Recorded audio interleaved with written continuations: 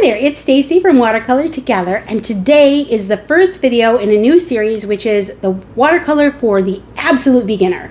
And so the way that I'm going to do these videos is at first we're going to work on some techniques, and it might be 1, 2, 3 different techniques or kind of foundational skills that you would need to be successful with watercolor, and then we'll paint a composition together that uses those techniques so that you can practice them in an actual painting. So if you haven't had a chance, I do have a video about the supplies that you're going to need, and I'll put that down in the description. I'll link it so that if you haven't watched it, you can. If you already have all your supplies, that's great, but if you don't, it will be a good place to start so that you can gather those things. And then we're just going to get started. So I'm making these because when I first started painting, I had a really difficult time finding a set of videos that went sort of sequentially, step by step. I could find a lot of tutorials that had like different compositions that I could paint, but I always felt like I was missing something. And so I was trying to scramble and figure out what I needed, but since I didn't know a lot about watercolor, I didn't know what I needed. And so this is going to try to fill that gap a little bit. I know that there are paid courses you can take, but I thought it would be fun just to do this for free on YouTube. I've really enjoyed making the videos over World Watercolor Month, and so I wanted to continue it in some way or another, and I thought this might be a great way to do that. All right, so this particular video, I wanted to go over an outline. I do have it written down to keep me on track and stay organized. And so the first thing that we're going to work on is getting your paint on your paper. And so that's going to be about like understanding how much water is in your brush, how you pull that paint out of the pan, and how you keep a wet edge while you're painting to have smooth transitions between brush strokes. So that's going to be the first thing. And then the second thing is that we are going to practice making squares of value. So being able to take a single color and then paint it at different values. How do you make a really dark, kind of a mid value, and then a really light value? So we'll work on that, and that has a lot to do with water management and then dilutions, like being able to mix your paint and how much water should you add to that puddle of paint in order to get those different values. The third thing we're going to work on is some really basic techniques that are used with watercolor painting that are pretty standard. And so the first one is going to be glazing. The second one we're going to work on is how to charge paint in. And then the third is being able to work with soft edges or hard edges, what they are and how you achieve them. And then the last part is going to be painting wet on wet. And so we'll do those things, and once we get through those first three sort of parts or components, then we're going to paint our composition. And our composition is going to be an apple. I don't remember if I said that earlier or not. I do have a reference photo, so you should be able to find that reference photo down in the description. And then I usually try to pause on the screen too, so that if you want to just see it from the screen, that's good.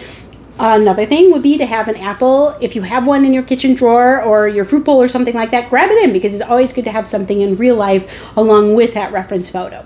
All right, so let's get started. We're going to go over to the table, talk about our supplies, and then start our first exercise. Oh, if I didn't say this, thanks so much for watching. And you can hit subscribe down below. And I'm going to try to release these videos on a Wednesday or Thursday. I do have a full-time job that is fairly demanding, and so I might not always be able to get them done by Wednesday or Thursday, but that's my goal, is to post something either on Wednesday or Thursday evening. Watercolor paper, it needs to be probably 140 pound or better if you have it. And then you're also going to want something that, if you have 100% cotton, it's definitely going to work better for you. If you don't and you're working on cellulose paper, that's okay. But 140 pound 100% cotton is going to be ideal. You're going to want a ruler, a pencil, tape. I've got some paper here, and we'll talk about how I've got that cut down in a moment. I've got a paintbrush, some other brush options. You're going to want 2 jars for your water. One jar is going to be for your initial rinse, and then the second one so that we always have clean water to pull from. I like to use this little cheapo kitchen sponge for taking extra water off of my brush because it saves on paper towels. And then you're going to want some kind of spritzer for wetting down your paints. And you're going to want your watercolor paints, and then paper towels and a color wheel. Okay, and I use a kitchen table as sort of an optional item. It helps me, I use it to prop up underneath of my board if I wanted to sit on a slight angle, but also if I have a major spill, I can grab my kitchen towel close by and sop up that spill. All right, I think that's it for supplies. I'm going to pop the camera up in the tripod so we can start the exercises. Okay, so I started with a piece of 9 by 12 watercolor paper, and I cut it in half. I actually started with 2 pieces. So one piece I cut in half,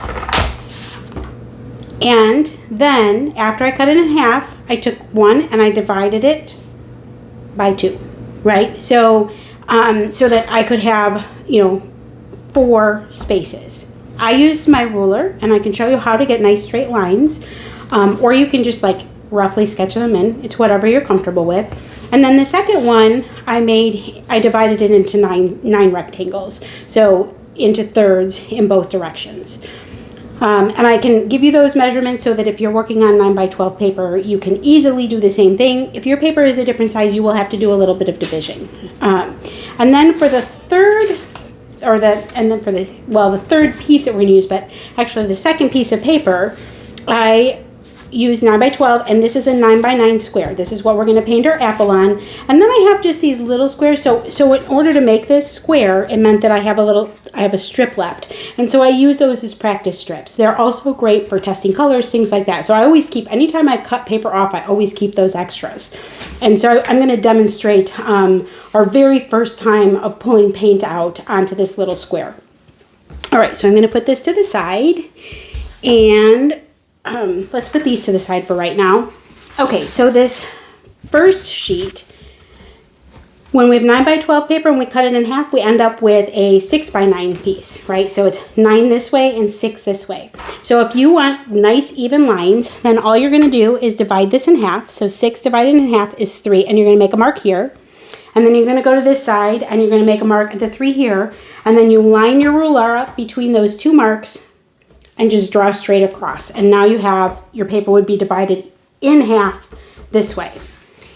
Now, because our paper is 9 inches here, our divided in half mark is at 4.5. So I'm just going to mark here at 4.5 and here at 4.5, and then take my ruler across and draw the line. And then I will have a piece of paper that is divided into 4 rectangles.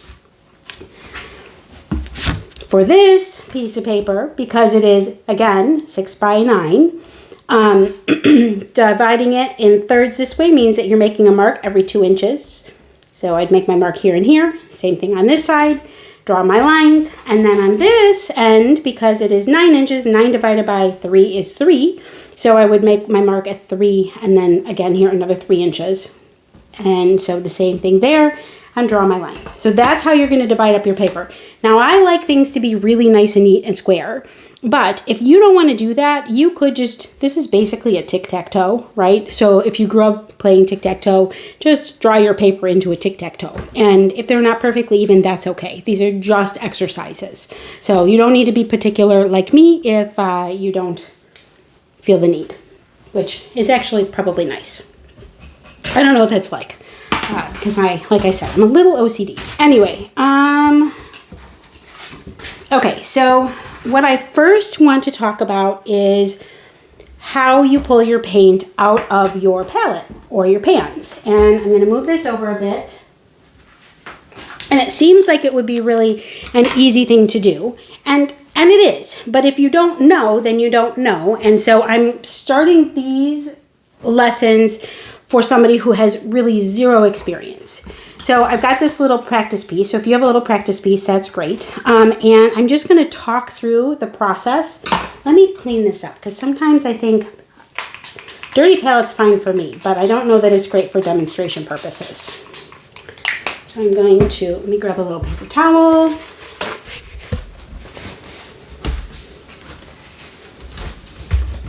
Okay. Now, the first thing is that when you are working out of a pan of watercolors, whether you have made your own pan by taking tube paints and squeezing them in and letting them dry, which is what I've done, or if you've purchased a set of watercolors that are already in this pan form, you have to hydrate them before you're using them. If I get my brush wet right now and I try to pull that paint out, I'm going to have a really hard time getting a lot of pigment on my brush because these are very dry, right? And watercolor paints need water in order to flow and even have your brush pick them up well. So I'm just going to go ahead and give them a spritz. You can see I'm just spritzing with my little water bottle. That's why I have this. And I'm not flooding them out. I'm not letting I don't want great big puddles in my pans, but I want enough water that it can kind of sit and soak in. And so I do that and I let it sit for a few minutes, and then when you're painting, if you're painting for a while, sometimes you have to go back in and rehydrate them because they start to dry out. Okay, and so now the next thing I want to talk about is you have to pull the paint out of the pan, and I like to mix on my palette. And I do that for a couple reasons. It's pretty rare. I mean, every once in a while I'll go right from my pan to my paper, but the risk with that is that you don't have a chance to make sure that your consistency is correct. And you can see, like in some of these, I have little pieces of paint and I might accidentally pick that piece up. And if I go right to my paper, if I have a little piece of watercolor paint embedded in my brush and I paint here, I'm going to get weird streaks from that. And so you avoid all of that when you always mix up you get your correct water to paint ratio happening right here on your palette. Okay, so we've let our paints hydrate for a moment. I'm going to pick any color. I think I'm in a mood for blue, so I think I'm going to use a blue today. And I'm going to, okay, so if you've seen, I dipped my brush in water, right, and swish it around. Here's another thing. Okay, like I said, this is going to be truly the basics. I have really, really nice watercolor brushes, and I don't want to wreck them because I've paid good money for them, right? I want to really take care of them. So when I am in my jar and I am rinsing them or picking water up, I don't really let the hair of the brush touch anything. I swish it around in the center of the jar. I never ever jam it against the bottom of the jar, and I don't jam it on the sides of the jar either. I'm just agitating it kind of hard. Right, you can hear it splashing around in there, but the bristles aren't actually ever touching anything. And now what you can see is my brush is really swollen with water. It is very full of water. If I want to take some water out of my brush, which I do, like right now, if I dipped my brush in my paint, I have so much water in here. I'm going to show you. I'm going to get a really washed out version, right? Because I've got so much water in my brush that when I pull the paint up, that paint water is mixing together right away. Now, sometimes we want a really soft wash. I'm going to talk about that a little bit later. But right now, I want to get a decent amount of pigment out. And the best way to do that then is swish your brush around and then take it to the edge of the paint jar, and each time I do that, some of my water is dripping out of my brush and back into my jar. Now if I want to dry it further, that's where I use my sponge. And what I'll do is I just tap it to my sponge, and that's pulling that extra water out. And now you can see the brush even looks different. And so my brush, what you paint with, all of this is going to be a little bit different. Like, every brush is going to operate a bit differently because every brush is going to soak up water differently. And so you have to sort of get to know your brushes. So for my brush, I can see that it is not nearly as swollen as it was before. And now when I go into my pan to pull up my paint, and if you'll notice too, what I'm doing is I drag my brush across the surface of the paint, and then I rotate it to drag it again across the surface of the paint. And I'm kind of rotating my brush as I do that so that I'm picking paint up all the way around. This makes sure that I get a nice amount of pigment because that's what I want, is a good amount of pigment. Now, look at this pile compared to the first one. This is what managing your water is about. Now, this is pretty intense. If I want it to be a little less intense, then I'll add a little more water in. And so I could add a bit of, see how we've got this, see how it disperses out. Okay, so this is that component of managing your water. You hear that all the time in watercolor. Watercolor, when you talk about management of water, it's really about how much water is mixed in with your puddle of paint, how much water is in your brush, how much water is on your paper, and being able to know those things. And realistically, that's going to happen with more and more practice. The more you paint, the more you're going to start to naturally understand those things. In the beginning, you're going to struggle with that a bit, and it is one of the challenges to watercolor.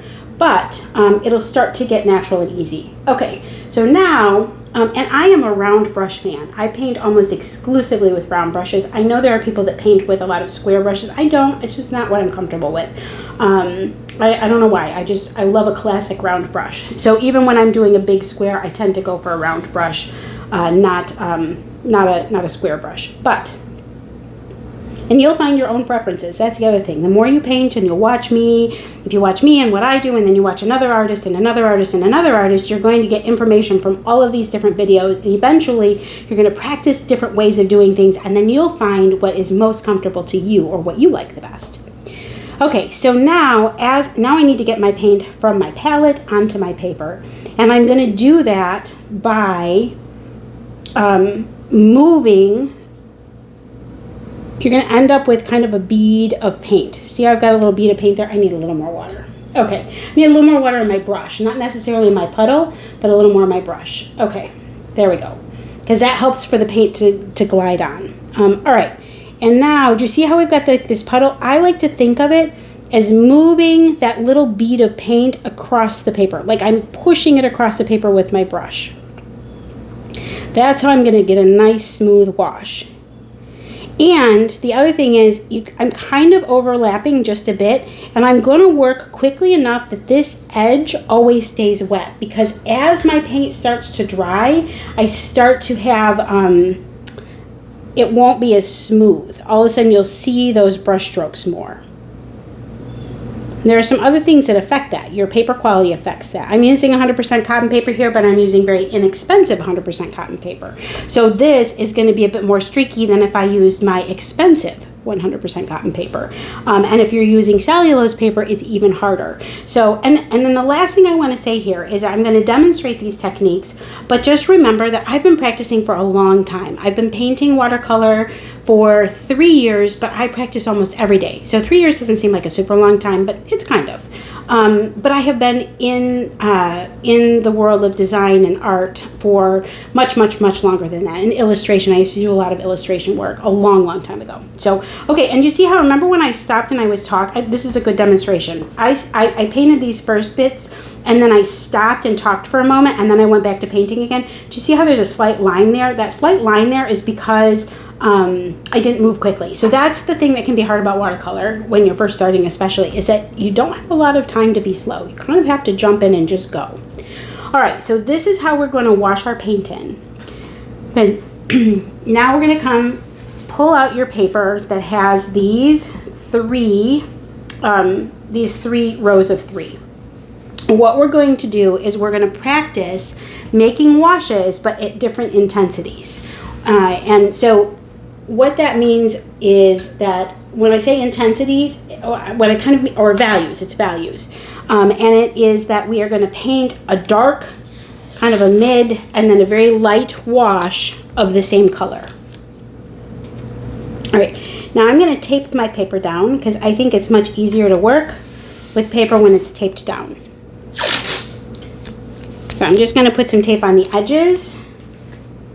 And when I do that, I like to make sure that I seal it. So after I put the tape down, I tend to run my finger along where that tape is. I try not to touch the actual paper too much, because you do have oils in your hands that can affect how the paper works for you. So I try to touch it as only when I absolutely need to. All right. So when I'm doing this, I'm keeping my finger on the tape. And if you wanted to make this super easy, the other thing you could do is use some washi tape down these grids. Let me see if I have a roll close by. I don't know if I do. Okay, no I don't. Okay, washi tape is, it's not too far, hang on. I hadn't talked about this before. Washi tape is kind of like a craft tape, and I have a bucket full of tape and supplies, but this is washi tape. And it works really well because it's not super sticky. You can find it in the dollar store carries washi tape. You can order it online. It's pretty cheap, but because it comes in these different widths, if you wanted to, you could stick washi tape over these lines. Maybe we'll do it that way. If you don't have washi tape, don't worry about it. You can just paint in the squares, no big deal. But if you do have some washi tape laying around, we can make a grid by painting over by placing tape over the top of the lines that we drew. All right, I'm just going to do the sides so that you can see what you would do if you don't have washi tape. So I'm going to leave these ones empty. But if you wanted to, you could tape off those lines too, if you happen to have some of that laying around. Okay, let me put that all to the side. Whoops. All right, so we are going to introduce a small amount of color theory here. When you're painting in your 3 colors, you can, anytime we're putting paint down on paper, we're thinking about how our different colors are going to go together. So here's my swatch card for my particular set of paints. And we're going to go, I think in the next lesson we'll probably talk a lot more about color theory, but for right now we're just going to talk about, you can have a very harmonious picture when you choose colors that are next to each other on the color wheel. So I'm going to choose these 3 colors. I'm going to choose a blue violet, a violet, and a red violet. And that's going to be what I use to paint my 3 colors. So if you have a color wheel and you want to choose 3 colors that are next to each other, that's great. You could choose things, whatever are your 3 favorite colors if you like, but whenever I do something, I try to do that. I try to think about color theory. And I want this to be harmonious. I'm feeling like my workday was kind of tough today, and so I need some peace. Definitely need some peace. I need some like harmonious peace, that's for sure. All right, so I'm going to use this French ultramarine blue. I think that's where I'm going to start. Okay, and so what I'm doing is picking up my as much pigment as I can. I've got some water in my brush, but not too much. And I'm pulling out a nice deep, the first square we're going to paint a really deep value of. So you want to have not a lot of water and a lot of pigment. I need to refill this pan, that's why it's a little hard to get what I need. Okay, and so when you watch videos, what you'll see is this reference to like a creamy or buttery texture versus a milky texture versus a tea texture. And if you're asking what on earth that means, that it means it's really trying to describe the consistency of your paint. And so I am working towards like a creamy, not quite buttery, but a creamy texture. I'm looking, like if I poured coffee cream on the table, do you see how this is thicker? There's less water and it's thicker and it's not moving all around. That's because there's a whole lot less water and a whole lot more pigment. So that's when you hear people say cream or milk or tea, that's what they're talking about. What does that texture look like? And so for this, there's not a lot of water. You can see there's not a lot of movement. When I pull my brush through it, the paint kind of stays where it is because it's thicker. And that's what we're looking for this darkest value. Okay, so once you have your pile nice and thick, and you've got this nice deep value, and you can see it's not moving around a lot, we're going to go ahead and paint this first square. And we're just going to do just like we talked before, where we're just moving it back and forth. We're trying to keep a nice wet edge. If you need to load up more paint, which I do, just go ahead and load up more paint. Now, when you have a really thick, okay, now I'm coming down to my line. I'm going to just make this nice and even. One thing you'll notice that I don't do is I didn't outline and then fill in. If you outline and then fill in, you're going to get some weird edges. Let me show you. I'm going to use the back side of this piece to show you what that is. If you came into your square and you made an outline, which is, I don't know about you, like when I was younger and I colored with crayons, this is what I always did. I like to outline to make sure I didn't go outside of the lines. I need a little bit more water in my brush. And the reason I know I need a little bit more water in my brush, not a lot, I'm taking a lot out because it's dragging and leaving a lot of paper texture through. So that means my brush is just a little too dry. So I'm going to go ahead and make sure I've got nice dark. Now, see how I've done that outline? Now when I come back in and I paint in my inside, do you see how I've got this like weird, it stays, right? Because you paint that outline and then you go back in and you've got this kind of like underbrush, because part of it as you're painting that outline before you go to get your paint, it's starting to dry on your paper, and then when you add that paint over the top, you get some weird things along here. So that's why we don't do that. Instead, what you're going to try to do when you're painting in anything, I feel like this is a lot of information, but you need a lot of information in the beginning. If I'm painting something, I'm just painting, I'm filling in that space kind of top to bottom or left to right, and then I might go back in and kind of neaten up the edges before they dry, right? But this is how we're getting those shapes. And you see how that's much smoother? And you cannot see any brush marks here. You don't see that weird outline, and you don't have anything funky going on here. It's just a nice, smooth, flat bit of color. And that's what we're aiming for. Okay. So, what you'll notice is, see how I've got a little bit of texture coming through here? That was because I may not have had quite enough water in my brush. And that's the hard part about when you're trying to do these really deep values, is that if you add water, then your paint naturally is going to be more diluted. So you're trying to find that really fine balance between adding water and leaving water out, you know, like getting that right consistency.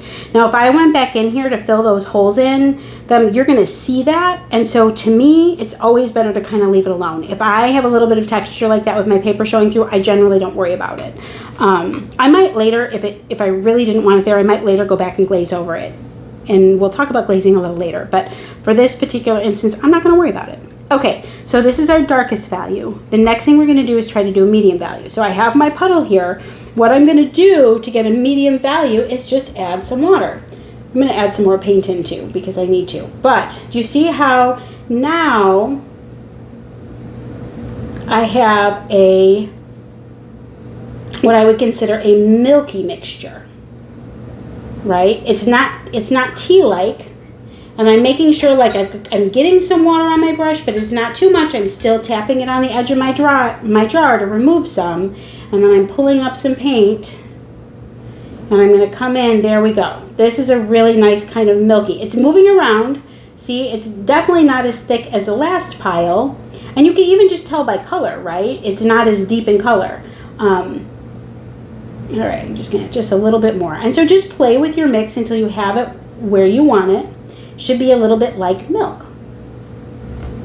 We're going to come here and go ahead and lay down this square. And we're going to paint in that wash in the same way before. And again, try to move kind of quickly. I'm leaving a lot of paint on the edge of my tape here. Oops. All right. And we're just moving quickly to make this nice, smooth, beautiful wash. If your washes aren't smooth and beautiful, that's okay. You're just starting. It takes a lot of practice to make a really smooth wash. And I think it's hard to go fast when you're first learning something, and when you're going slow, then your edges are starting to dry and you get more brush marks. So don't worry about it. You just keep practicing. This is a good thing, like a great exercise. You can do it maybe it's kind of zen-like. If you didn't hear me talking in the background, you can put on some soft music and fill in some squares and, you know, just experiment that way. But also you have great practice. Okay, so this final square, we're going to use a really soft wash. And so I'm going to pick up more water. I've got my water pretty saturated, and I'm going to just mix that water into my pile until it is like a tea consistency. So think about a freshly brewed cup of tea. See how like when I'm pulling my brush through here, you don't see any really brush marks. It all kind of melds back together again because there's a lot of water and a little bit of pigment. So we're really diluting down our paint. I've got a lot more water in my brush, and I've got a lot of water in this mixture paint. And now we're going to go ahead and wash this on to here. All right, and that is our first set of 3 values. So you can see we've got a really deep value where we've got lots of pigment, not a lot of water. We have a mid value where there's a kind of an even mixture between paint and water, and then we have a really light value where we have a lot of water and a little bit of pigment. We're going to do that again here with a different color. And different colors interact differently. So this first color that I picked, which is French Ultramarine, it tends to be hard to get a really deep value because it's this like really, really transparent color, and it is really easy to get a super soft value. Now I'm going to turn to another color. I'm going to do my quinacridone violet, and this is like very heavily pigmented. So see how easy it is for me to get this really deep color. And again, I don't have a lot of water on my brush when I'm pulling up, when I'm pulling out of my palette, you know, my paint well here. And I can see, like you can see how you can see my brush marks. It's this nice kind of thick consistency. And when I brush through it, it kind of stays. It doesn't go swooping all over my palette. So, and I can just by visually looking at it, you can see how brilliant and bright it is because it's a nice dark version. And I'm just dragging I'm not jamming my bristles in, and I'm not pushing into the center. I'm I'm holding my brush. I'm not up and down. I'm holding my brush at an angle and dragging it across the top of the paint and pulling it up that way so that the bristles of my brush are very well coated in the paint. Okay, so now I've got it nice and thick. I think I have enough water in my brush. We'll see. All right, and let's just go ahead. Let's just go ahead and paint this square in. And I'm going to try to go back and forth fairly quickly. I need to pick up a bit more pigment.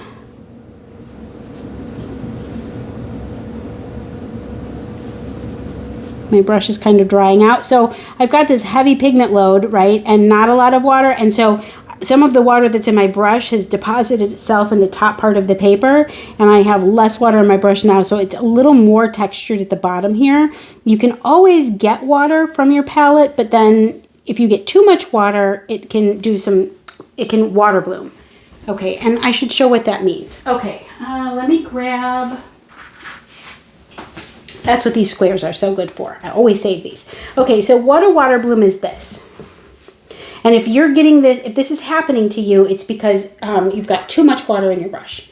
Okay, so if I start with this really nice, deep version of the paint, right? And I start laying it down, and then I'm like, ooh, I need more water in my brush. If I feel like there's not quite enough water in my brush, and I get more water in my brush, and I'm not careful, I have too much water, and I pick up paint, and I come in here, now, all of a sudden, this water is going to travel into here, and it's going to bloom. You're going to see this a bit more on cellulose paper. When we use cotton paper, we see it a little less. I'm going to add a bit more water in here just to kind of demonstrate that. But you can, like if I have water in here, and it pushes in, it creates this hard, see how it creates this kind of hard line? So this paint has started to dry, and it creates this hard, funky line, and it's because I have too much water in my brush now. Okay, same thing like if we're doing like a lighter wash. Here's like a lighter wash. And let's say like I'm like, ooh, I've got a spot that I've skipped and I need to go back and add more paint in. And you start to go back in, you can start to create some funky things when you go back in. I think this is too wet. I'd have to let it dry just a bit. But okay, so you can see this is this bloom, and sometimes it's called a cauliflower because it looks like the edges of cauliflower. It pushes into that paint. Sometimes you want that, and we're going to demonstrate that when we talk about our 4 techniques. But in this case, we don't want that, so we're working to not get that. If you are getting that, it's an indication that you have too much water in your brush. All right, let's do our second. I just wanted to stop and address that, and if you have other issues, you can always leave them in the comments, and I'll try to respond and give some guidance if you're struggling. Okay, now what we're going to do is our second value. So you can see I'm looking for that milky texture. Now you can see when I'm pushing my brush through my puddle that you can see there's more movement in my paint, right? It's definitely not as vivid as it was before. It's not as thick, but it's still pretty creamy looking. It almost looks like milk. So this is that milk consistency, and this is what we're going to paint for our mid value. And if you'll notice, I'm kind of dancing my brush around, and the purpose is 2 things, right? I'm making sure that my paint and my water is really well mixed and distributed, that I don't have any chunks of anything in there. And the other thing I'm doing is I'm fully loading up my brush with absolutely as much paint and water mixture as it will absorb. And that's why I kind of flip back and forth in order to do that. All right, so let's go to our second square here to paint our mid value. And we're going to do the same thing. We're just going to kind of move quickly and just think about moving that bead, that little bead of paint, across the paper. And as that bead disappears, then we need to load up and get more paint. Now this is where if you have a very small brush, I'm using a brush, I don't know if I talked about that before. I'm using a brush that's about a size 8.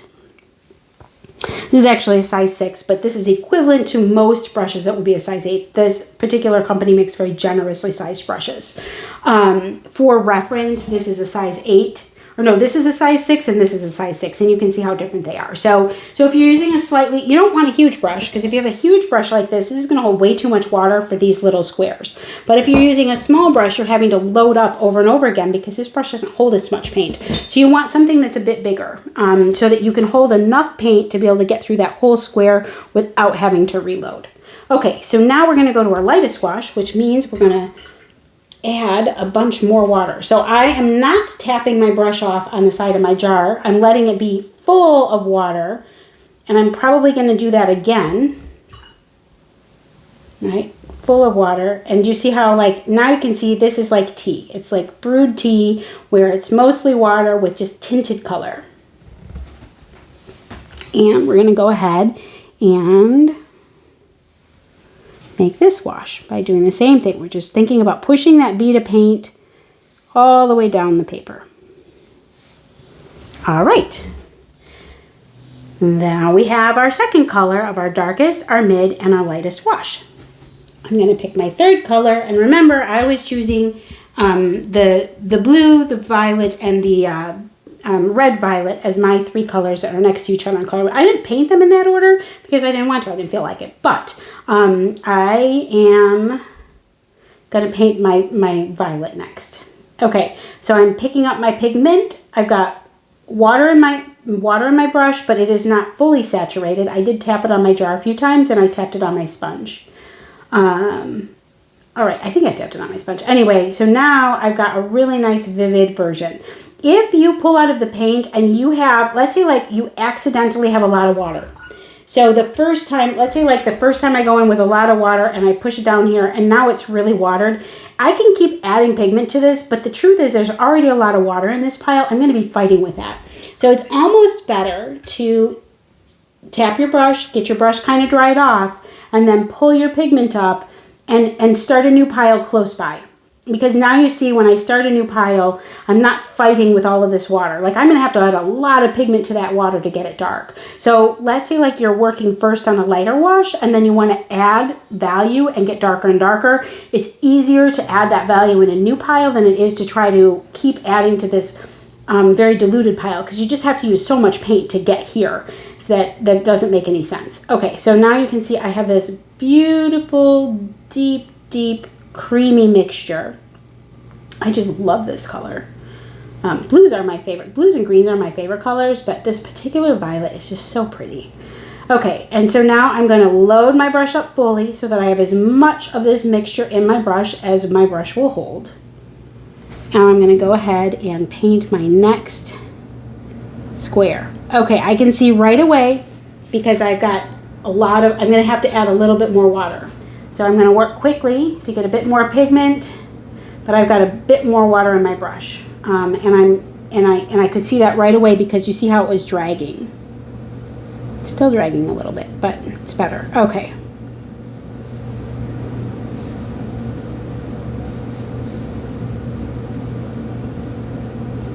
And we'll just finish filling this in.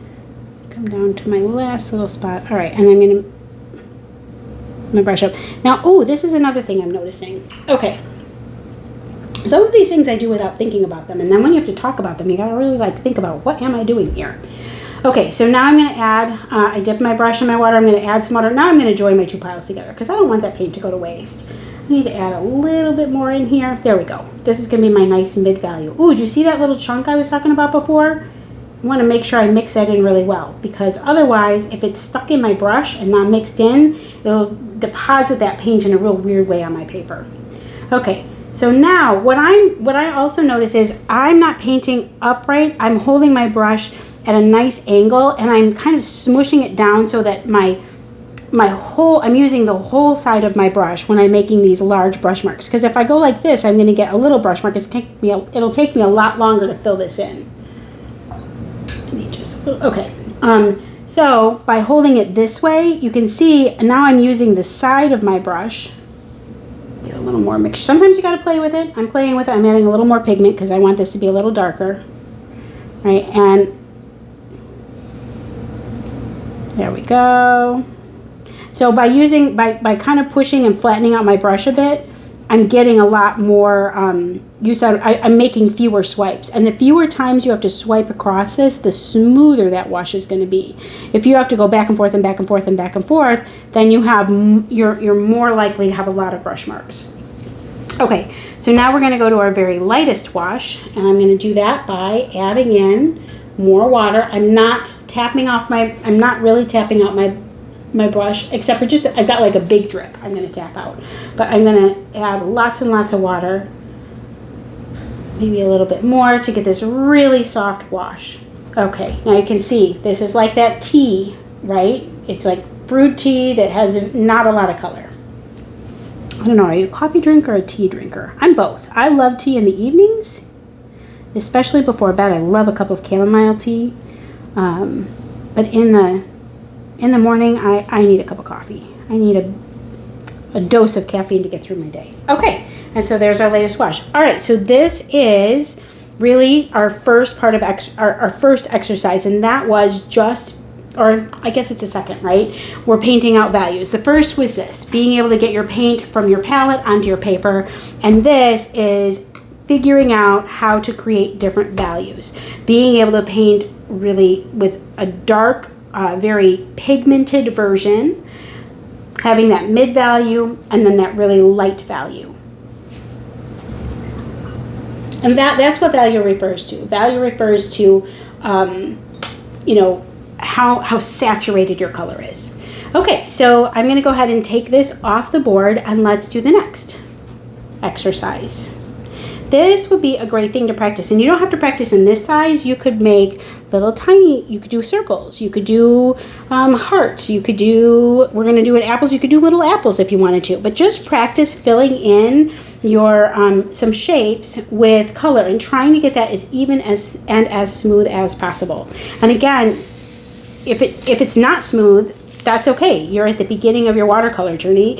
It will get smoother as you go. And even like, I would say these mid values and darker values are not the smoothest I've ever painted. I'm working on new paper, and I haven't quite learned that paper yet. My light values are really, really nice and smooth, but this is not as much. If I used a paper I'm a little more familiar with, I probably would have different results.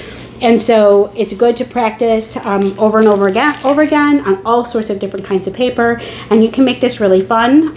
It doesn't have to just be like this. You could use one color and do circles and create as many different values as you can by adding a lot of different pigments, because we were just working on 3, but like here, this is a little value chart I made for myself by using my Payne's gray by doing value 1 through value 9. So I painted all of these squares with different dilutions. Yeah, I think I said that right. I'm really tired.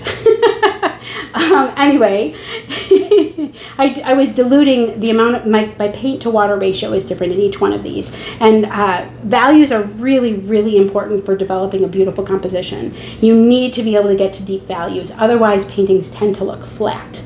Okay, so I'm going to push this to the side.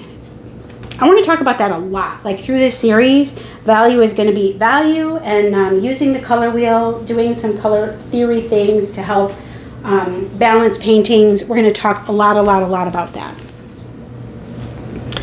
Okay, so now this second set of exercises is going to be introducing some techniques that are commonly used. And I'm going to do the same thing I did before. I think I'm going to use a little washi tape on my lines, because you see how when you use the washi tape, you get this really nice, neat, it just is kind of cool. It looks pretty. All right, and it would be, you could make just strips and do this for each color in your palette. So if you have 12 colors or 24 colors or how many ever colors you have in your palette, it would be really helpful to you to have a little value chart for each one of your paints, because then when you're selecting paints, you can kind of see the range. So that would be a good way to practice this week. But if you can just do that every day, it's really, really helpful. Not everybody has time to paint every day. Not everybody wants to. But I do try to paint once a day. It doesn't always happen, but I really attempt to get some paint on paper, even if I'm just doing little techniques like this. I'm kind of like, I have a little, kind of a doodly little sketchbook I'll use sometimes just to play around. All right, I think those things are relaxing. We don't always want to, like, I don't always have the mental energy to plan out and paint attempt a really nice composition. Sometimes I just need something that's a little more mindless. Okay, so now let's go for this, which is going to be introducing 4 basic techniques. Now the first one we're going to do is glazing, and I'm going to use, I'm going to use sap green for this, because I just love this color too. I basically love all the colors on my palette, so I enjoy going through and using them all. Now I'm going to mix up a nice medium value. It's not the softest and not the darkest. I want it to have a decent amount of color, but I don't necessarily want it to be I don't want it super dark, because we're going to do some things over the top of it. Actually, I forgot to put down my washi tape, so I'm going to do that real quick before I start. You can do that. So if you're not going to use washi tape, be mixing up your puddle of paint if you want. If you do want to use washi tape, now is a good time to put it down. You could actually just use your masking tape too. It's just that you'll have a slightly wider space between where you're putting your paint down. Actually, it'd probably be easier. So even if you don't have washi tape, maybe run your masking tape here, because when we do the wet on wet, it's going to be easier if you have something divided. And you're just not having to worry about controlling that area so much. Okay, so let's get back to this. I am going to need a decent amount of paint to cover this up. So that's the other thing. When you are mixing up your piles of paint, or puddles, I guess, of paint for if I were filling in this whole paper, I need a really big puddle of paint in order to get through my whole paper. Now I'm filling up this square, which isn't too big, right? It's like 2.5 by 3, approximately. No, that's not right. Approximately 3 by 4.5. Anyway,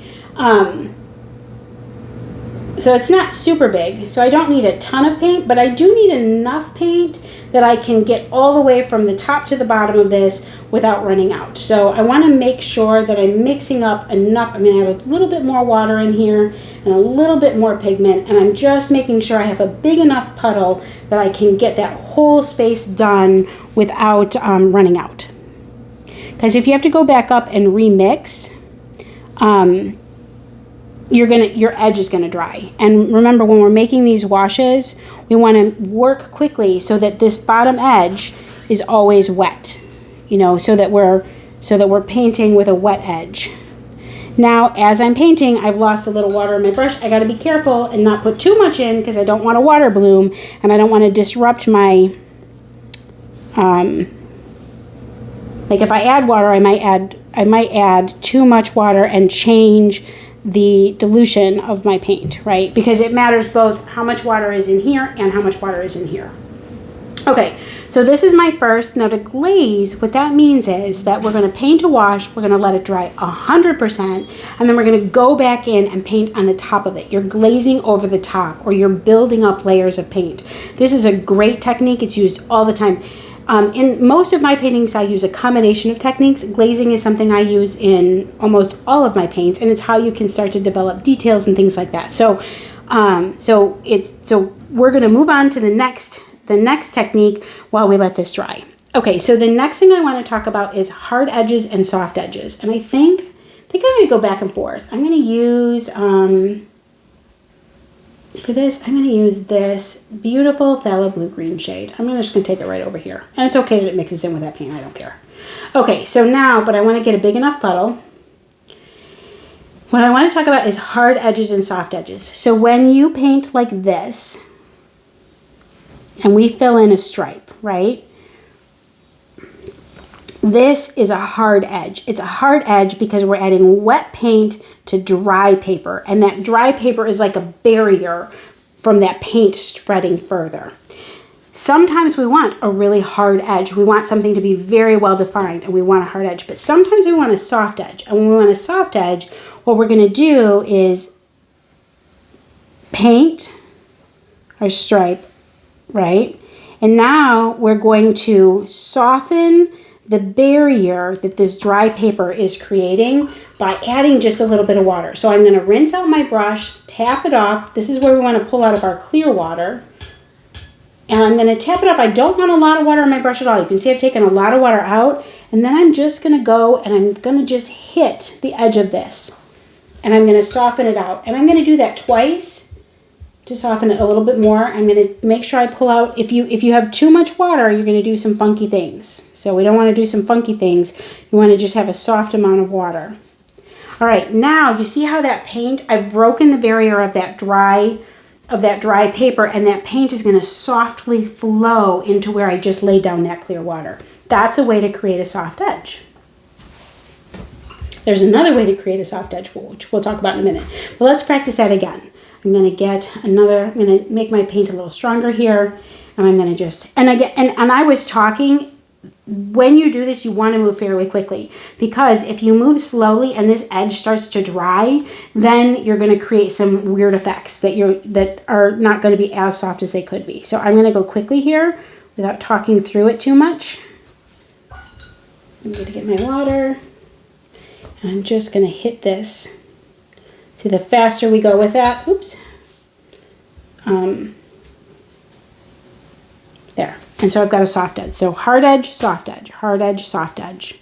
And you can see, like, the more water you add, the more flow there's going to be. If you do just a tiny bit of water, there's going to be less flow, but it just softens it up. Now you can go back in later, and sometimes you can scrub at something to soften an edge up. And if I'm going to do that, I like to use a stiff brush. So these these Princeton Velvet Touch brushes that's what I like to use for this. And I really like this flat angle brush because it lets me scrub at my paper. I'm going to add some water, take some water out, and then I'm just going to go here and I'm just going to kind of scrub at this edge. Just kind of scrub at it. I'm going to do that just a little bit again. Okay, so you see I've kind of softened it up. It's not as soft as this edge or this edge, but it sort of softens it up so it's not quite as hard. I do have a little cauliflower happening here, so that's because I added water into dry paint, and that definitely can happen. Sometimes you can use a paper towel to sort of pull it up a little. Sometimes that works, sometimes it doesn't. But it's a better option to soften your edge using a bit of water rather than, and I use a pretty big brush. If I want to be a little more careful and I'm softening my edge, sometimes I'll go in and I'll use a smaller brush because then I don't have as much, I'm not as likely to add as much water. You can see there's a lot of water in here, so the paint is really moving back and forth.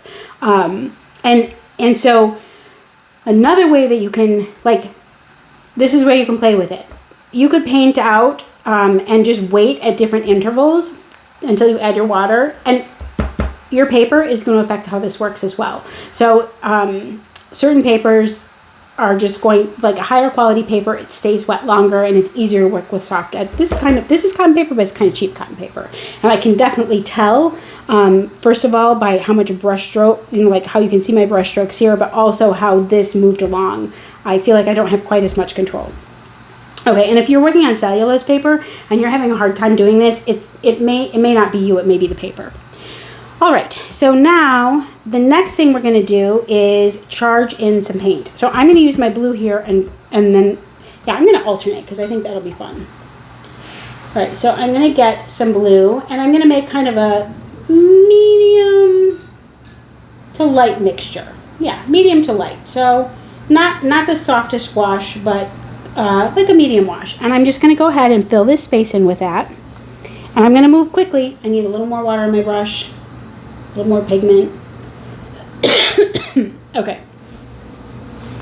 So we're going to get this filled in pretty quickly because I want it to stay nice and wet. And that's the other thing. When you're using a cotton, like an expensive cotton paper, it stays wet for much longer. When you're using, when you're using less expensive paper, it doesn't. Okay, and now to charge in paint, I'm going to load up my brush with lots of intense pigment. And I'm going to, while this is still wet, I'm going to just tap in here. So if you can imagine if I was trying to create like a little mountain scene, right? And I'm just kind of tapping in. Because what I'm charging into is wet, my paint is going to make a soft edge. So that's what charging in means. And you can charge in different colors. Now up here, where it is starting to dry, it's not going to move as much. You know, if I charge in paint here, it's going to kind of stay stagnant. But if I'm charging in paint here, where it's wet, you can see that we get all sorts of movement. And the way that I can see whether or not where my paint is, and look at here, it's a little drier. Look at your paper and see how it has a sheen or not a sheen. So when paper is really wet, it's got high sheen, so it's really shiny. When it's damp but not super wet, it's got kind of a, it's kind of shiny, but more like a satiny shiny. And as it starts to dry, it gets dull looking. So you can see up here where I can't charge paint in here because it's too dry. So when you're charging in paint, it does have to be wet. See, and even like a moment ago I was charging in here. Now if I go back and I add, it's still wet enough for me to, it's going to move a little bit, but not a lot, right? And down at the bottom where it's still pretty wet, in this space, I'm still going to get quite a bit of movement.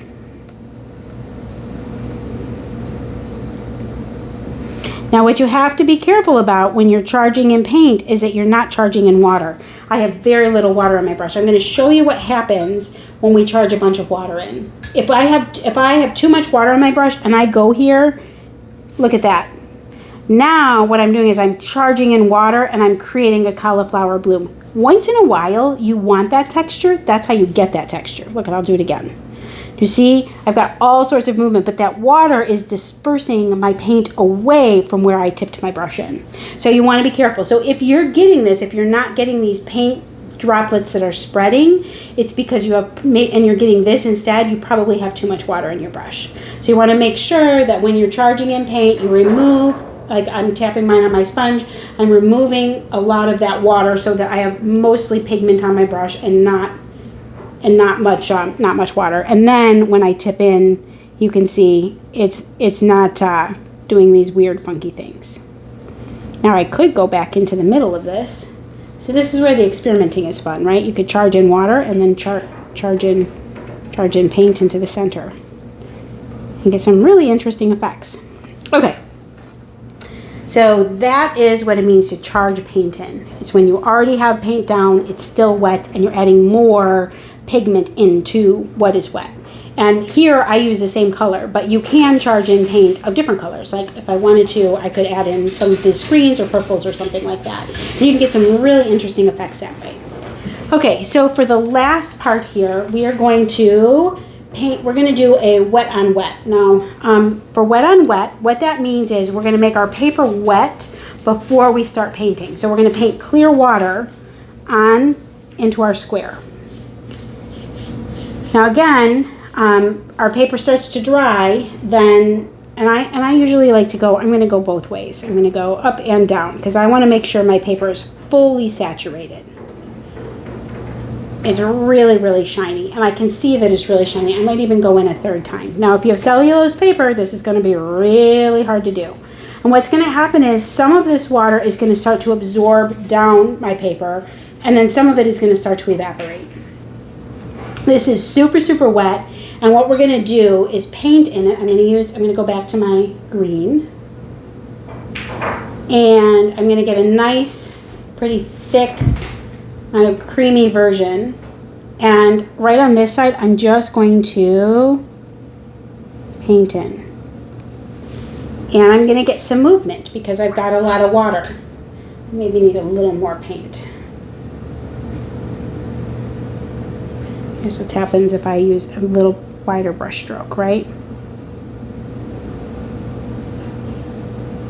Okay. My paint is going to move out into my water and it's going to flood out. Now some paints are higher dispersing paints than others. So this paint is kind of a medium disperse, right? Some paints move like crazy and some paints will sit a little bit more, and you can test out your palette by doing some wet on wet tests to just see how much that pigment is going to move and flow. But where it's really wet, where my paper is really wet, this paint is just going to continue to flood out. Now if I wait, and this is a good experiment to do, I'm going to let my paper kind of sit for a bit here. So so that it dries a bit more. And each time I stripe down, if I let it wait a little bit more, you're going to see it's going to move less and less. I'm going to, just for like demonstration's sake, I'm going to use this paint, a little bit of this paint, because I think this moves better than the green maybe. We'll see.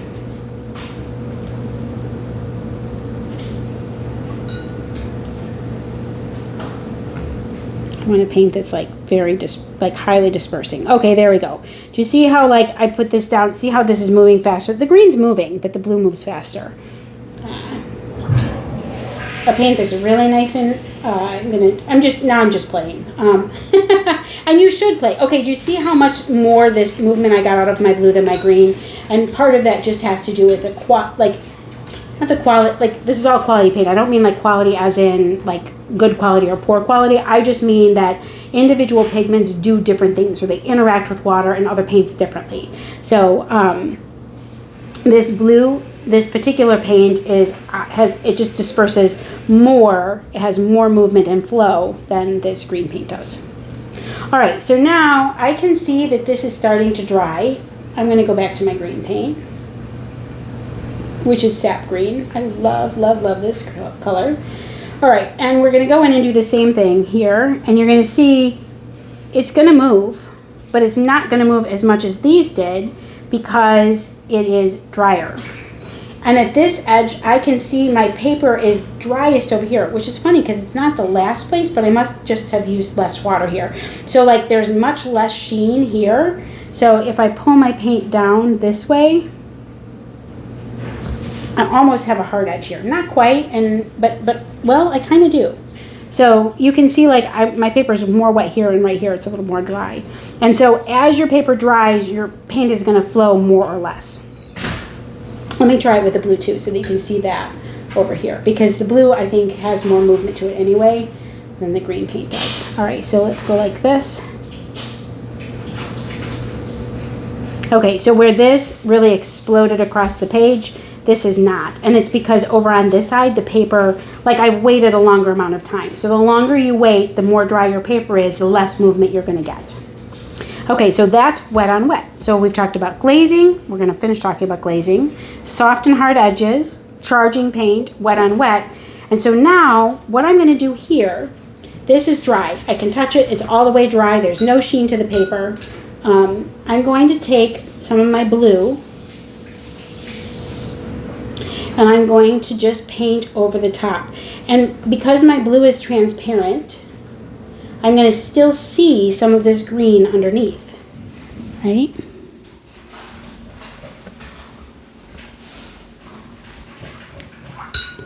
And that's glazing. Now, one of the things you have to be careful about glazing is because watercolor is activated by water. If I go in with a brush that's full of a lot of water, I might disturb this bottom layer. So when you glaze, you don't want to overwork it. Overworking it is when you go back and forth and back and forth. So that would be like if I came in and I was brushing back and forth and back and forth. Then I'm working it and I'm going to start really disrupting what's happening on that bottom layer. And you know, like sometimes that's what you want to do. That's the effect you're looking for. But that's not what I'm looking for here. And so we can just see this is glazing. We're glazing over the top. Okay. Let's go across. We'll maybe do a couple of stripes this way. One of the things I do to get a nice straight line is I'm not just moving my wrist. If I move my wrist, I'm going to naturally arc. I move my whole arm to get a nice line. Same thing when I'm going this way. I'm moving my elbow back. I can feel my whole self moving back. Because if I go this way, watch what happens. If I pull up like this, I'm pulling my brush up like this, and the width of my brush is going to change, and my line is not going to be nice and even. Instead, it's going to be, and sometimes you want that. There are times when we're looking for that. So like here, if I'm wide and then I come up, my brush starts to get narrower and my line gets narrower, right? And if you're looking for that shape, that's how you get it, by pulling the brush off of the paper. But if we want to have a really even line, we're going to just keep that brush nice and even across the paper. I'm going to paint over this to get this nice and even. Okay. All right. There we go. Glazing, hard and soft edges, charging, and wet on wet. And look at, this one was painted at the end when the paper was almost dry, and it hardly moved at all. Like I would say there's very, very little movement. Okay, let's remove this, and the next thing we're going to do is paint our apple. So I'm going to show you the reference photo in a moment. Just going to put things on pause in order to take this apart and get set up for the next thing.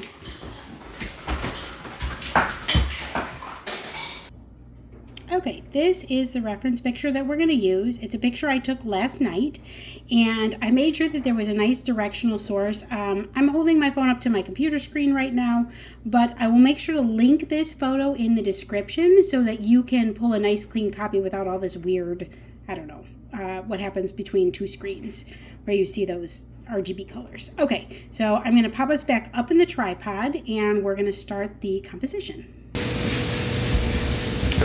Okay, so for the first part of this, you are going to need a pencil so that we can make our sketch. One of the reasons I picked apple is because apples are relatively easy to draw, and they're organic. So if your shape is a little off from what the reference photo is, it doesn't really matter. You're going to be able to tell what it is, regardless as to if you're a little wider or a little shorter or a little lopsided. Apples come in all of those shapes. So that's part of why I decided on apple. Now, when you look at the photo, this is how I like to draw my apples. You can see that there's kind of an inside, right? And that inside curves down to where that stem is. Now, and so you've got this kind of curve right here where that apple is kind of coming out this way. And I like to kind of indicate that in my drawing. I'm going to erase that, but that just helps me get started. And so I'm going to go ahead, and this apple doesn't have a big stem, but we're going to add a bigger stem that's than is in the reference photo. And so I'm going to make that touch this first line. Now, the back side of my apple, so like it's going to be about even, right? So if you imagine this is kind of that top rim of that apple, it kind of falls here, and it's not perfectly even, but I use these lines to help guide me. And then it's going to come down like this, and then from the center, it gets a little narrower here on the bottom. So I'm going to kind of draw a little curve here, because now I know I can guide this down to here and this down to here. And then I can make some adjustments, right? Whether or not my apple is a big round apple or it's a little bit narrower, a little smaller. There. Okay, so I'm pretty happy with that. Again, we're not looking for perfect. It doesn't have to be perfect. Now, the thing that I'm going to do here is I'm going to indicate when you're looking at artwork, we've got shadows and we've got highlights, right? And so that has to do with the direction of the light source. In this particular painting, our light source is coming from this side. So that means there's a lamp or a window, or the sun, if we were outside, is coming here and it's hitting right about here. So this part right here is really light, almost white. And then that light hits that object, and then there's a shadow. So like the shadow, the light isn't reaching the shadow part, so you can see the shadow that's really dark here kind of comes along like this. And there's a little bit of shadowing here, right? Because the light is strongest, it's coming from up above, it's hitting here, and then this is so we have shadow that's happening on the actual apple. I'm gonna kind of, there we go, just messing with my shape a little. Okay, and then it's blocking the light from reaching the other side. So this is called the cast shadow. That is the shadow, because this is sitting on a flat surface, right? Think about that there's a table here. Let's just kind of make our table. And so it's sitting on the table. The light is hitting the top of the apple, and it's making a shadow on the table. And so I'm looking at my reference picture, and some of those lines, remember we talked about hard and soft lines? Some of them are hard and some of them are soft. So you can see that as it gets to this part, it's a little softer here, right? It's a hard line here and a hard line here, because that's where the light is stronger, and it's softer right here.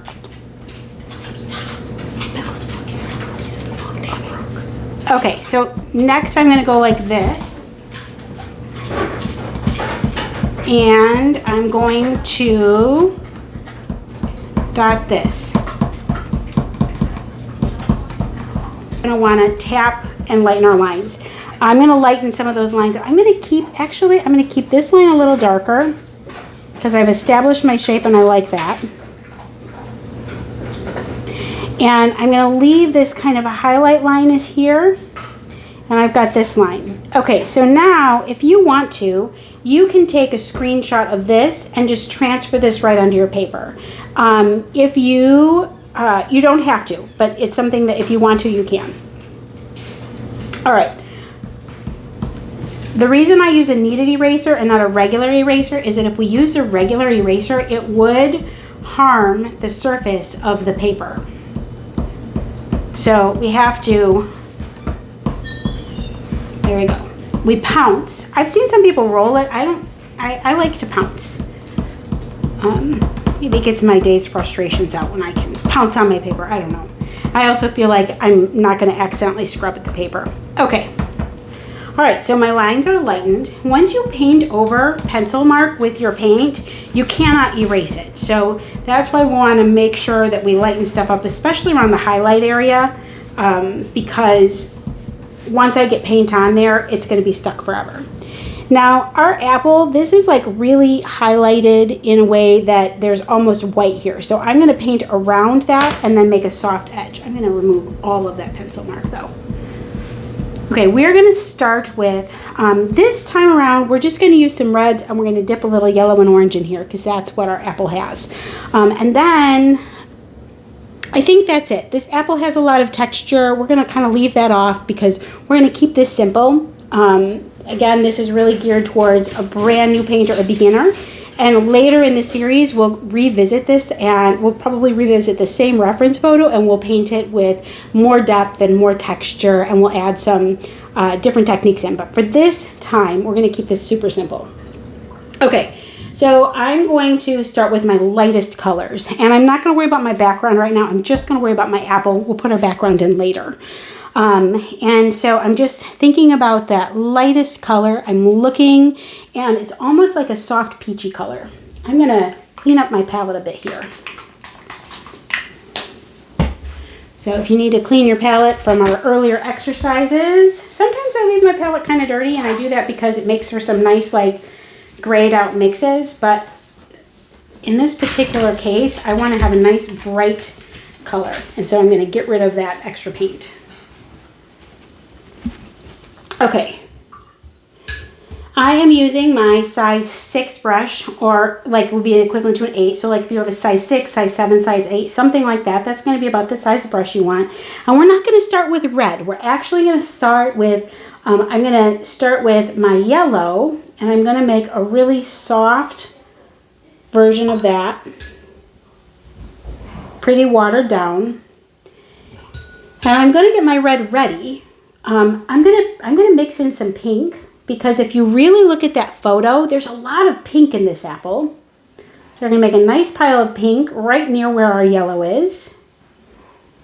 And then we're going to get our red. And I'm gonna use a cooler red because I've got my pink. And so my cooler red is carmine here. So here's what I'm using. I'm using my Azo Yellow Medium, which is this nice medium yellow.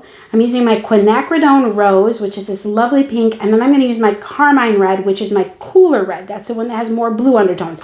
I don't want something like this. I don't want this orangey red. I want kind of the other side of that has a little more purple or blue tone to it. And for me, that's my carmine red. Now my paints are kind of dry because I've been blabbing away here, so I'm going to rehydrate a bit. Sometimes I'll do that. I'll rehydrate just one well, not necessarily all my paints, because I'm not going to use these paints. I don't need to get them wet. All right, so I'm going to get a nice pile. And now this is just for our initial wash. That means we're going to lay this down. We're going to fill in this whole apple shape. We're not going to worry about the stem because the stem is going to be kind of darker than everything else. But we're going to start off with a wash over the whole apple using these 3 different colors. And we're going to kind of transition between the 3 depending on where we're at on the apple.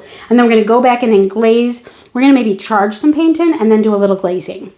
Okay, so to start with, let's start with this bit of yellow. And it's just really soft. And you can see that yellow comes, like remember when we painted that line right there? It kind of comes here. And so I'm going to start by painting it there. And then it gets kind of pink. And so I'm going to grab, I'm moving kind of quickly because I can see I'm on an angle. You probably can't see that from the camera, but I want to keep my paint moving while it's wet, right? So now I'm going to bring my pink, and I'm going to bring my pink around like this. And I'm going to paint the pink, and then I'm going to leave kind of a white spot right there where I've got my light really coming on it. If you accidentally painted it over because we're moving quickly, that's okay. What you can do is take a little bit of paper towel and you can dab some, this is called lifting. We're lifting some of that paint out to keep it nice and light. Okay, and now I'm getting a little darker with my pink. Now I'm going to move in with my red. And I'm going to come in here because this is where the apple is shadowed. Right? I'm going to move in. Now you can see this is all really light. We're going to make this much darker. But this just establishes that first bit of color. I'm going to pull that red back a little bit here and a little bit here. Okay. Now, what I've got here is kind of a hard edge because I added it back in. If you have a hard edge, you see how I'm adding just a bit of water to soften it up because I want this to be nice and soft. All right. I'm going to let this dry. There is a way to make it dry faster by using a hair dryer or a little heat gun. And so my heat gun isn't plugged in right now. That means that what I'm going to do instead is put this on pause and just let it dry naturally. But if you do have a heat gun or a hair dryer, you can just blow the surface of this. Make sure that you keep it moving so that you don't accidentally burn your paper. But we're going to let that dry. And then once it's dry, we're going to come in and add the next layer of paint to give it better depth and dimension, because right now it's just kind of flat and washed out.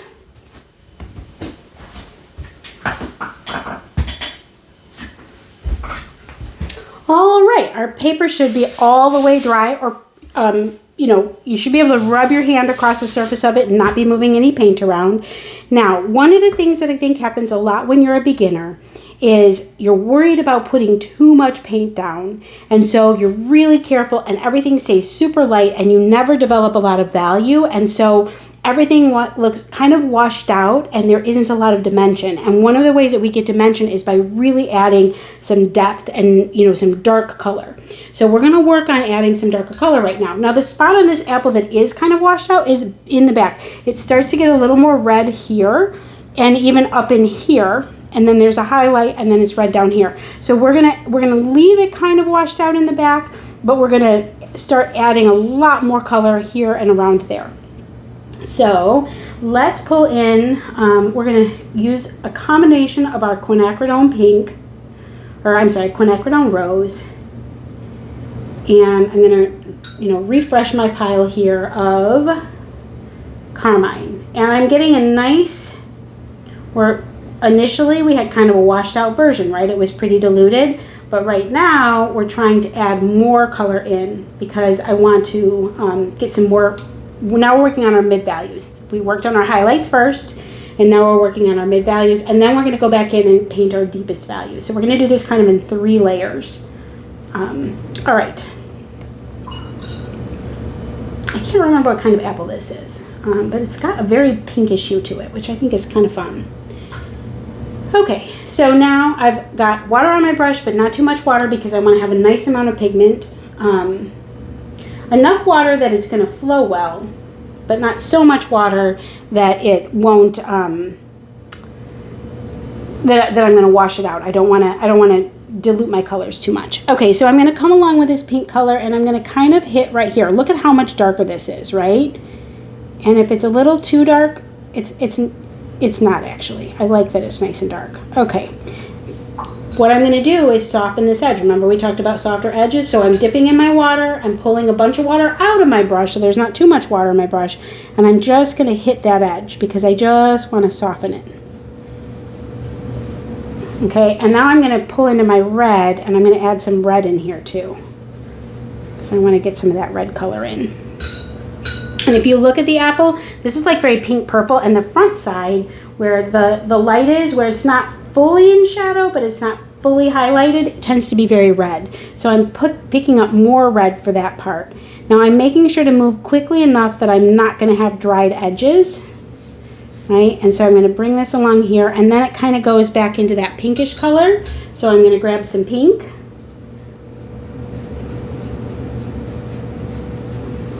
And then I'm going to kind of move that pink back up again in here. I'm going to even that up because it was a little messy from the first time around. Oops, still is. Okay. And I'm going to add a little water to my brush, and I'm going to take a bunch of water out. Now I don't have any paint, I just have water, but I've used my sponge to remove most of it, and I'm going to soften this line up right here. Okay, and I'm going to soften this line up. And I'm going to make sure I'm going to soften this. And now I'm going to get my pink, and I'm going to move into this way a little bit because it gets a little darker here, a little bit of red right here. We're just going to kind of move it around. We're just playing with it. Now, as this, in order to kind of develop, you can see I'm going to mix a little bit of this original yellow with my pink to get kind of an orangey color. If you need to grab a little more yellow, you can. Grabbed a little too much. Okay, now I've got almost an orangey color, and you can kind of see that right here, that's kind of what happens. The apple kind of comes down in these little bits, and it's a little bit more orangey. And then on this side, it's a little more pink, so I'm going to add a little more pink in my brush. I'm just really looking at the colors on my reference photo, and I like how this is. I like how that's working out, and you see how it's adding some dimension. You can see that that apple goes down and in. Now, I don't want this to be hard lines, so I'm going to grab my brush with just a little bit of water, and I'm just going to drag that in a bit. I know this is going very quickly.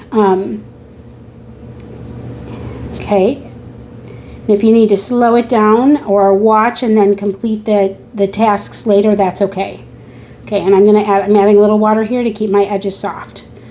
Okay, my highlight here is a little too big, so I'm going to go in with my red paint. And I'm just going to kind of add in a little bit of paint here. Kind of get that highlight a little smaller.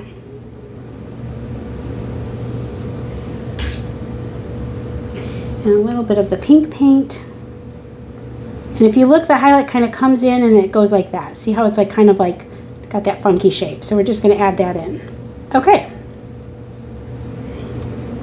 And I've got to be careful not to... Okay, what's happening is I'm starting to work this too much and I'm getting some funkiness here. So I'm going to stop. As soon as I start to get some funkiness, I want to stop, let it dry, and then come in with another glazing layer because that's when you're overworking things. Okay, so let's go ahead. While we're letting this dry, we're going to work on this. No, we're not going to do that. I was thinking we're going to do that later. Okay, we're going to just let this dry. I did, while we were taking the last pause, I plugged in my little dryer. This is what I use to dry. It's just a little craft heat gun. You don't want to use the kind that you would use in your garage. My husband has a heat gun, and his is like a big, really hot heat gun. That would be way too hot for your paper. But this, it's going to get a little noisy.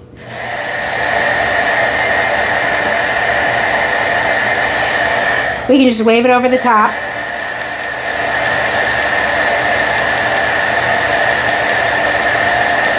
Okay, and you can see I've got a little bit of, like, I added some paint in after my edges were starting to dry, and you can see I've got a little bit of funkiness right here. I'm not worried about that because we're in our mid-value, and we're going to add a lot of shadow right here, so it's going to be okay.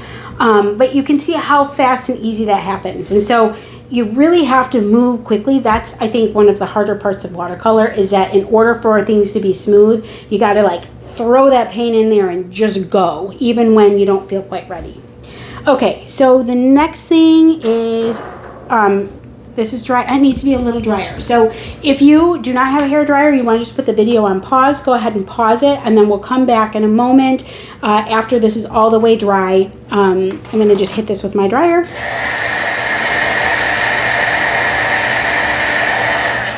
Okay.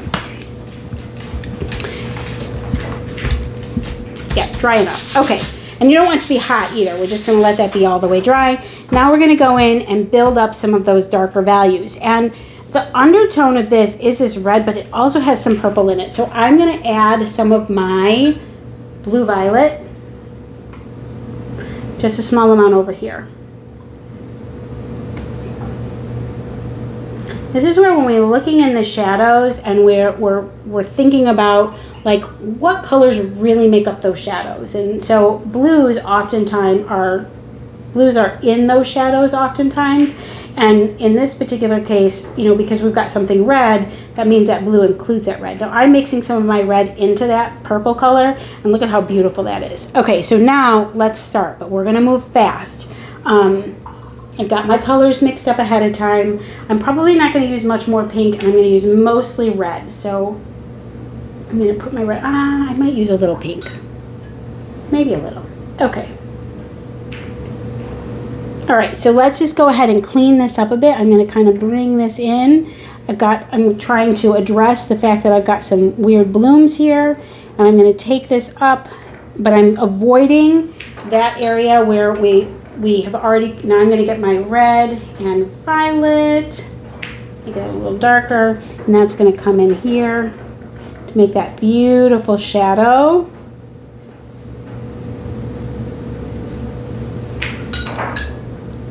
More of my carmine red.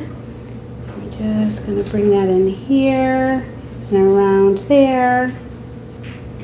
Okay, and you see how we're developing some nice value. Now I'm going to smooth that over here.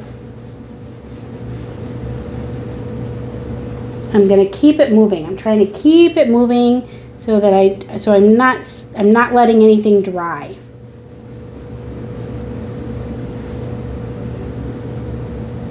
We're just kind of coming down the same way before, right?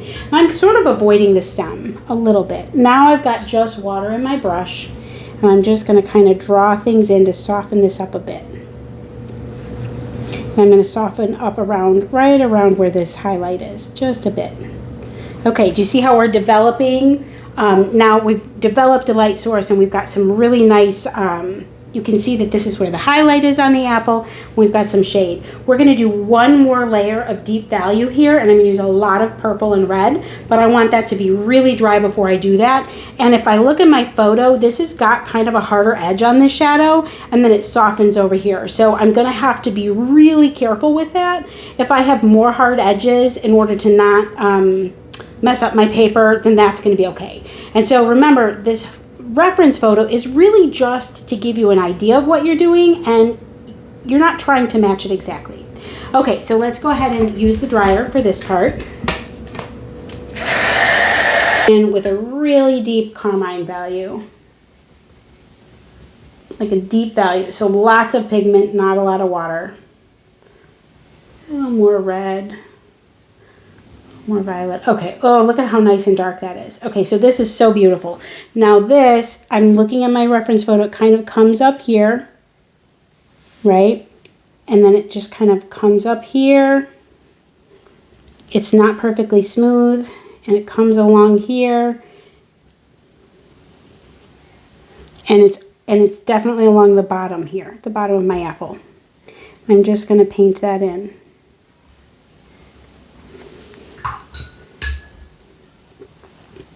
And there's a little bit of shadow here, but it's a little bit like this. So I'm going to kind of come in.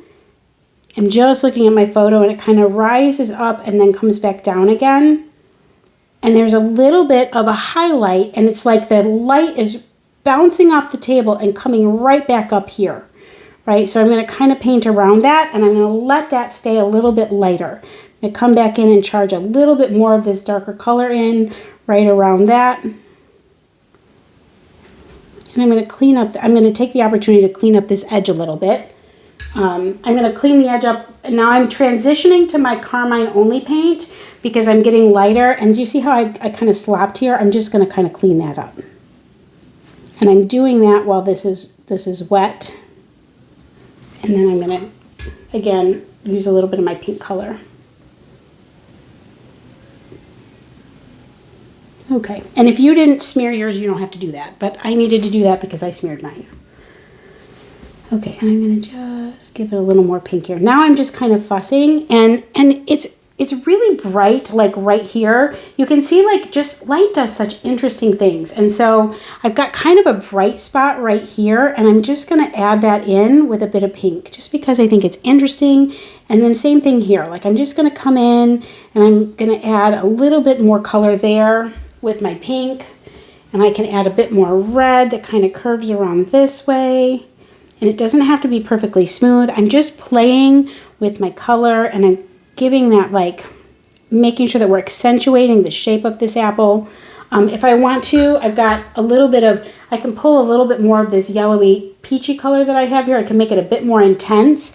And I want to come in here a little bit, but I'm going to be really careful. This is nice and dry. That's edges here. Like, this edge is nice and dry here. So I don't have to worry about paint flowing from one to the other. And then I'm going to just kind of wispy that out a little bit like this, because it's kind of what it does around the stem. Yeah, and then I'm going to pull a little bit of red. I've got kind of a funky little water bloomy thing happening here, so I'm just going to kind of fix that by pulling some red in there. Okay, I'm pretty happy with that. We've got this really nice valley, and you see as we added in those details and we're kind of swooping some color in, it's a lot more painterly than it was before, but by adding those really deep colors, now we've got a lot of dimension. We can see there's a definite light source and a definite shadow side, and it's not flat anymore. It's got it's got shape to it, and it's got a really nice shape. And so we've done that by really accentuating our lightest values, which are up in here. It's kind of washed out here because we have the light kind of swooshing this way, and then we've got our really deep values over here where we've got some shadowing. All right, so now we get to paint our background. I recommend waiting for your apple to be really nice and dry before you start your background, because if you hit that background color into that apple, you're going to you could water bloom your apple, or you could spread that paint with your background, and so it's just easier. So let's go ahead and let this dry. If you need to step back and get some water, make a cup of tea, something like that, now is a good time for that. You know what? Okay, this is what I do. I fuss budget. So I'm going to soften this edge just a little bit. But I'm going to be really careful with it. I'm by just adding a little bit of carmine right here. So I feel like it just could use a little softening. You don't have to do that. So like I tend to just fuss with my stuff a little bit. And you got to be careful when you fuss with watercolor, because if you fuss with it, sometimes you wreck it. And if you wreck it, that's okay. We can paint it again. If yours is not turning out, and this is your, I have a lot more experience painting with watercolors, so my apple is probably going to turn out differently than yours if you are brand new. So you're following along, you're experimenting, you're learning, you're trying new techniques, and if I like to think of every piece as practice. It's just I'm practicing to apply my skills, and then the next time I paint it, it's going to be a little more refined. I'm going to learn something every time I paint it. So I will go back and paint the same piece over and over and over again until I get the results I want. And so just keep that in mind. Like, don't be frustrated. Don't feel like, oh, I'm never going to get this, and give up. Please don't do that. Understand that it takes a lot of practice with watercolor. It is a very hard medium to use. But it is fun, and the practice is worth it, and you'll end up in the end with pieces that you're really happy with. So keep going and do it again and again until you start to get the results that you want. Okay, I'm going to put us on pause, let this dry all the way, and then we are going to paint the background and our cast shadow.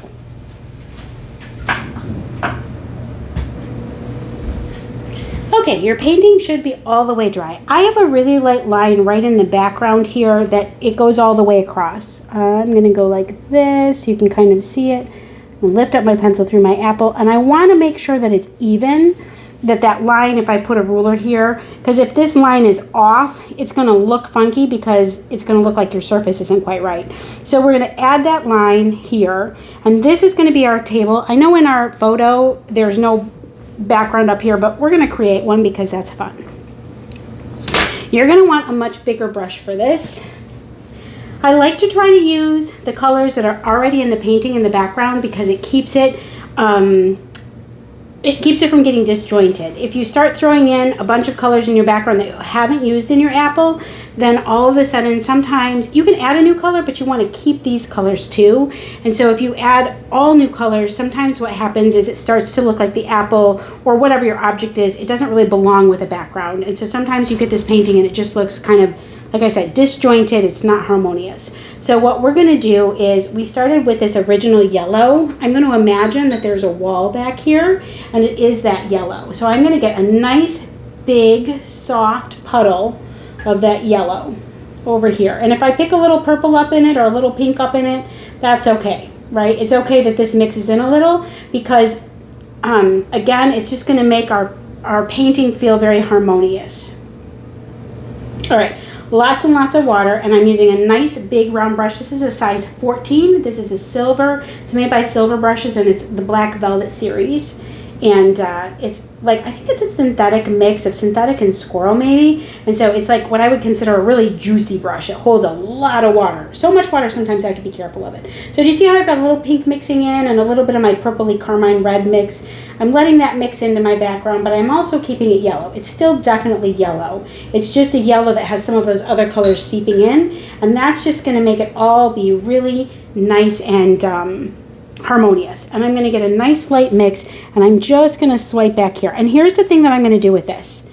I am going to allow some paper, because it's textury and interesting, I'm going to allow some of my paper to show through, right? I'm not worried about making this run off to, I'm not worried about, it's like textury. Now, as I get closer to my apple, and I'm keeping my edges nice and wet, so that there we go. As I get close to my apple, I'm being careful to go next to the apple, but I'm not painting into the apple, because I don't want to disrupt the paint that is already on the apple. Now that is actually tough to do. That looks really easy, but when you're moving really quick like that and you're trying to keep these wet edges so that we don't get hard edges, it can be tricky. Now I do have some, I wanted some of those streaky things going through. It just keeps my background a little more interesting if it's not flat, right? And then, while this is still wet, I'm going to mix in, I love a splashy painting. I'm going to mix in some of my darker colors here.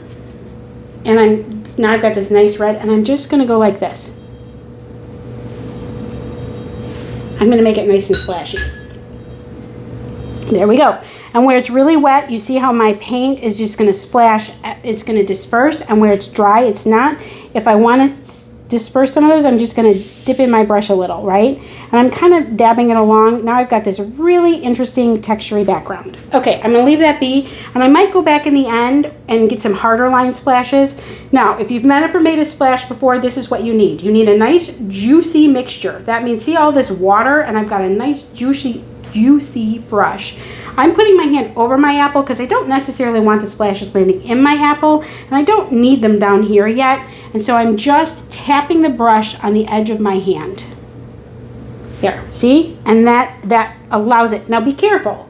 Oftentimes, everything ends up with a lot of paint on it. So if you have a computer sitting right here, you're going to get paint on your computer. Make sure you kind of protect the things around you. Your table service. I have a pad of paper up here that I will show you. I have now splashed paint on. So what I probably should have done was move that out of the way. But I don't mind if there's a little paint splashing on there. I've got a few splashes on my apple, but I'm okay with that. I'm going to leave that. I love splashy paint. Not everybody does, but I think it's fun. Okay. So now that we've done that part, I'm going to leave that. It's just kind of fascinating. I might play with it a bit more. I might bring a bit more of this color down. There. Okay. Have fun with this. Experiment. Throw things in there. If you don't love it, you start over and do it again. You'll learn every time. So don't be so caught up in trying to get something to look exactly like another painting, or if you're following somebody else's tutorial, exactly like another tutorial. Have fun. This should be fun. You should enjoy what you're doing. Okay. So the next part is that we're going to paint this table, and I'm going to do that using a brown, and the brown that I'm going to pull out is going to be, I have this brown, it's called Burnt Umber, but what I'm going to do with it, like this is the, if I'm looking at it, this is the brown. What I'm going to do with this brown is mix it in to these other colors to warm it up, right? And I could use a warmer brown to start with, But again, I'm making my painting more harmonious by making this big puddly mess of the colors that I use to paint the apple.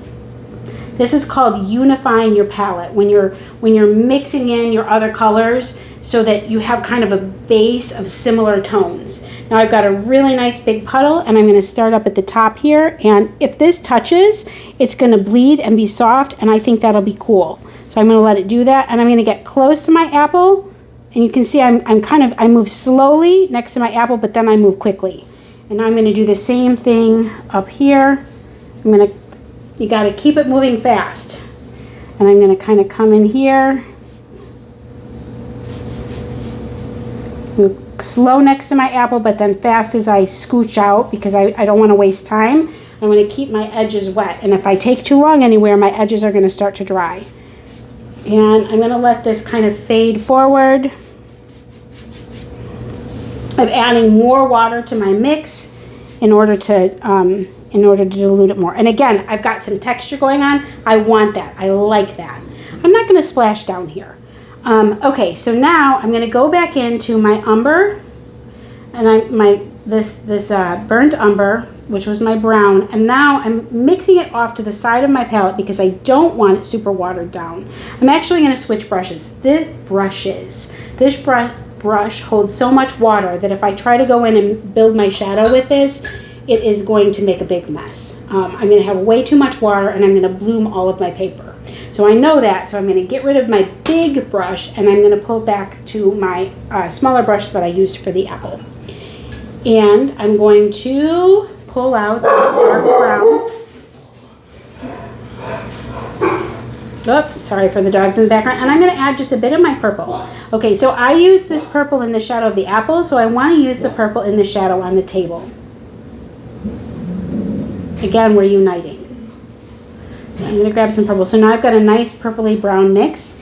And remember where our lines were? So we're just going to kind of come out like this. And I'm going to come from the apple out this way so that I have a nice kind of clean line here.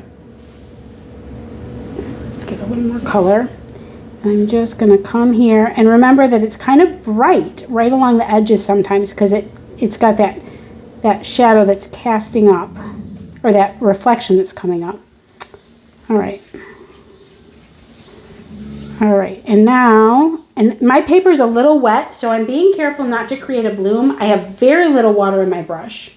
If you were feeling a little unsure about this, you could wait for your paper to dry all the way before you paint the shadow in.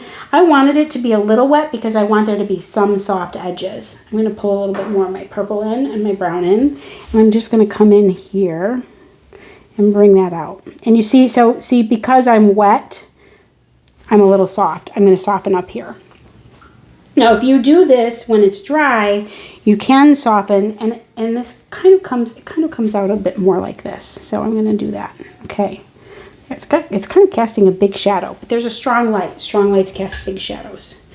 Okay, and I'm going to just soften up my edge here a little bit by adding a bit of water.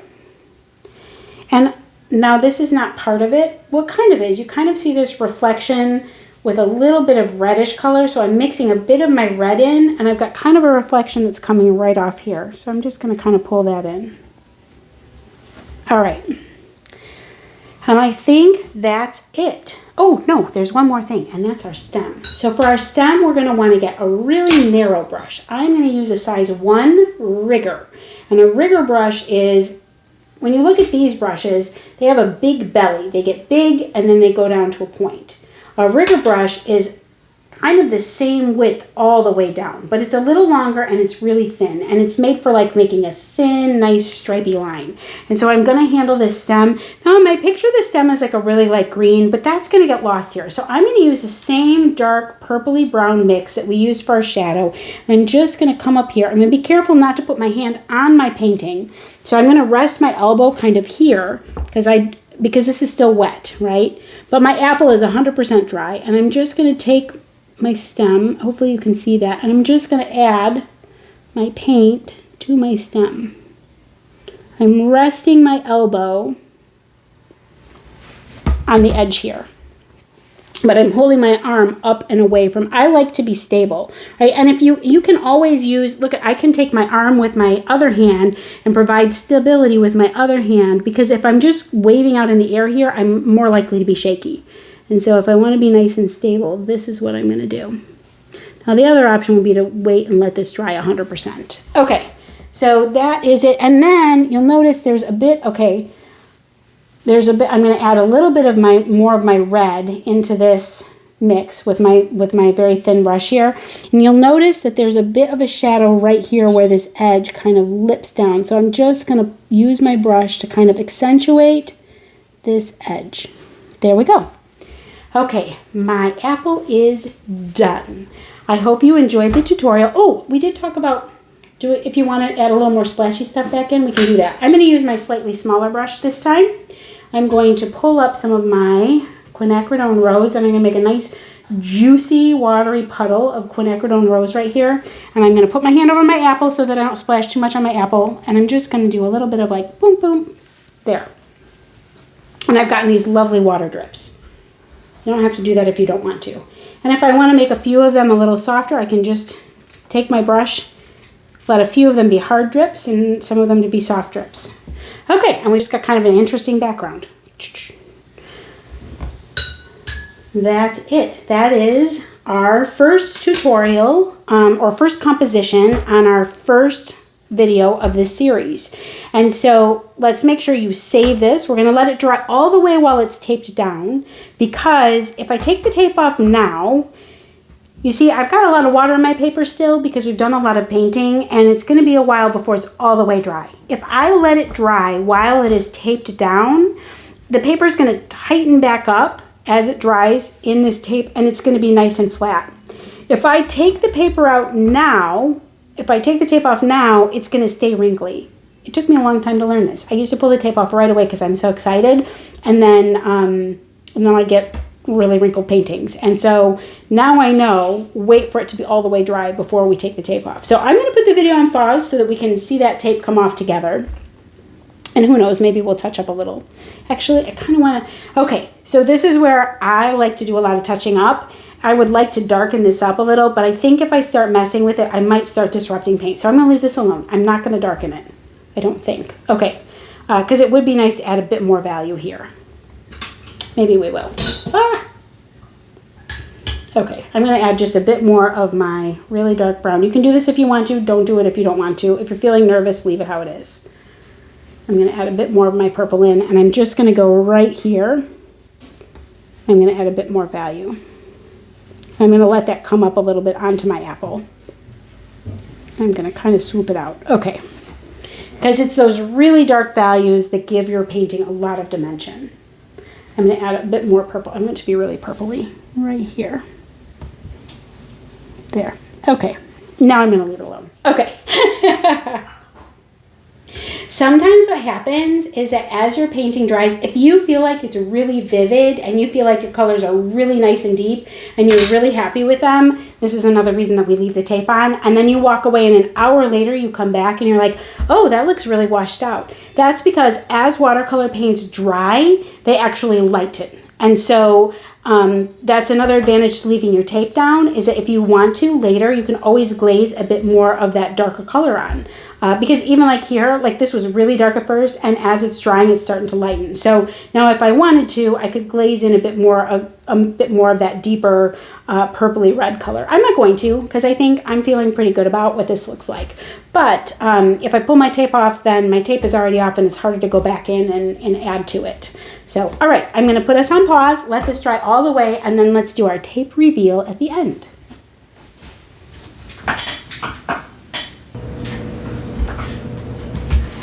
Okay, we've let our painting dry all the way. I'm going to move some things out of the way. Let's do our tape reveal. Are you ready? This is always such an exciting part. And sometimes I forget to do this when I make a tutorial, because I do like to let my stuff dry and then I shut the camera off and I never go back in and peel up the tape so that you can see the finished piece. Now, oh, here's a trick. If your tape is sticking, mine is not, but if it starts to pull up at your paper, hit it with some heat. Because if you hit it with some heat, you're softening that adhesive and then it'll come off cleanly. Yeah. All right, I'm going to push my board to the side, and the very last but very important thing to do next is to sign. So we're going to go ahead and sign.